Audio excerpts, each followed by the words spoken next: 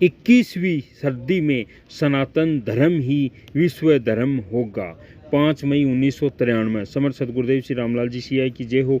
दादा गुरुदेव ओम श्री गंगानाथ जी योगी की जय हो। इस मार्ग पर केवल आपको मंत्र का जप करते हुए चलना है, जिससे आपका आध्यात्मिक मार्ग हो जाएगा और भौतिक जीवन भी अच्छी तरीके से आपका जीवन होगा, आपका भला हो जाएगा, आपका परिवार का भला हो जाएगा, आपकी आराधना हो जाएगी। और आराधना करने का कोई समय नहीं होता है। बहुत से लोग कहते हैं आप बुढ़ापे में करो, बुढ़ापे में आपके 100 रोग लग जाएंगे, राम का नाम आपको आएगा नहीं। इसलिए आप जिस स्थिति में हो, जिस उम्र में हो, वहाँ से ही ये प्रार्थना शुरू कीजिए, आराधना शुरू कीजिए। केवल आपको मंत्र का जप सुनना है और उसके बाद में आपकी छुट्टी। आप पूर्ण रूप से गुरुदेव पर छोड़ दो, विश्वास के साथ आप आराधना कीजिए। केवल 2 टाइम ध्यान करना है, ज़्यादा से ज़्यादा मंत्र का जप करना है, बाकी आपकी मर्जी आए जो करे। ये 2 काम आप मत छोड़ो, बाकी सब सदगुरुदेव अपने आप देख लेंगे। आज हम सिद्ध योग बुक से गुरुदेव का वीडियो देखते हैं। 21वीं सदी में सनातन धर्म ही विश्व धर्म होगा। विश्व में 20वीं सदी के आखिरी दशक में जो क्रांतिकारी परिवर्तन होगा, उसके संबंध में संसार के अनेक भविष्य दृष्टा संत भविष्यवाणियां कर गए हैं। सभी ने एक ही स्वर में इस बात को स्वीकार किया है कि सन 2000 से पूर्व आध्यात्मिकता पर आधारित एक नई सभ्यता समर्पूर्ण विश्व में फैल जाएगी। भारत के एक देहात का एक ग्रामीण गृहस्थ आध्यात्मिक व्यक्ति समर्पूर्ण विश्व में ज्ञान क्रांति ला देगा।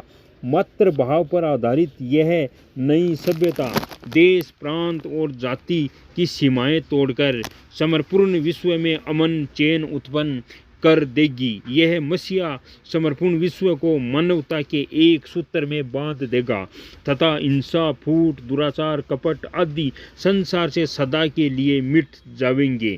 यह धार्मिक क्रांति सन 2000 से पहले संपूर्ण विश्व को प्रभावित कर लेगी और मानव को आध्यात्मिकता पर विवश कर देगी। मानवीय सद्गुणों का विकास उस भारतीय परिस्थिति द्वारा भौतिकवाद से सफल संघर्ष के फल स्वरूप होगा, जो चिरस्थायी रहेगा तथा उस आध्यात्मिक व्यक्ति के बड़ी संख्या में छोटे छोटे लोग भी अनुयायी बनकर भौतिकवाद और आध्यात्मिकवाद में बदल देंगे।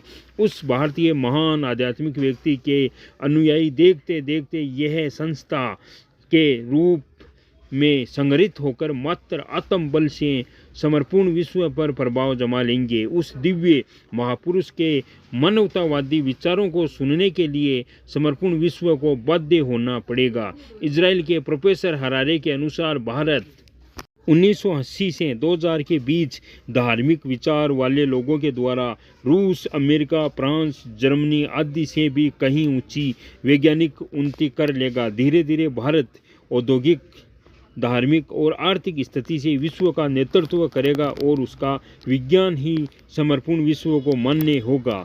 उपयुक्त भविष्यवाणियों के अनुसार समर्पूर्ण विश्व आखिर क्यों भारत को पूर्ण धर्म गुरु स्वीकार करेगा? हमें इस संबंध में महर्षि श्री अरविंद की भविष्यवाणी का गहन चिंतन करना पड़ेगा।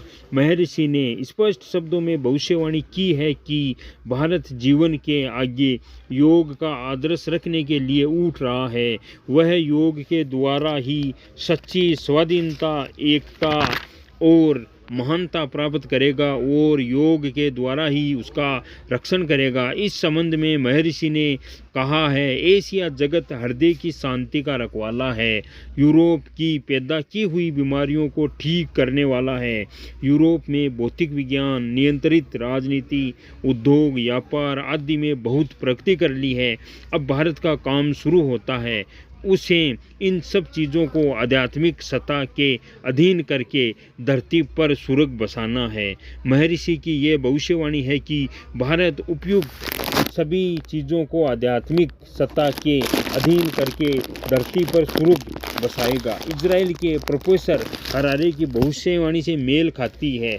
प्रोफेसर हरारे ने भविष्यवाणी की है कि भारत 1980 से 2000 के बीच धार्मिक विचार वाले लोगों के द्वारा रूस, अमेरिका, फ्रांस, जर्मनी आदि से भी कहीं ऊंची वैज्ञानिक उन्नति कर लेगा। इससे महर्षि श्री अरविंद की यह भविष्यवाणी है कि भारत योग के द्वारा ही सच्ची स्वाधीनता, एकता और महानता प्राप्त करेगा और योग के द्वारा ही उसका रक्षण करेगा। पूर्ण सत्य प्रमाणित होती है। आखिर श्री अरविंद ने किस योग की घोषणा की है जिसके द्वारा समर्पण विश्व को प्रभावित किया जा सकता है। इस समय भारतीय योग का जो प्रचार विश्व में किया जा रहा है उसमें तो यह सामर्थ्य नहीं नजर आती है। आज भारत जिस योग की शिक्षा दे रहा है वह तो मात्र शारीरिक कसरत है। अतः हमें सोचना पड़ेगा कि श्री अरविंद जिस योग की भविष्यवाणी कर गए हैं वह कौन सा योग है। जय गुरुदेव जी, जय दादा गुरुदेव जी।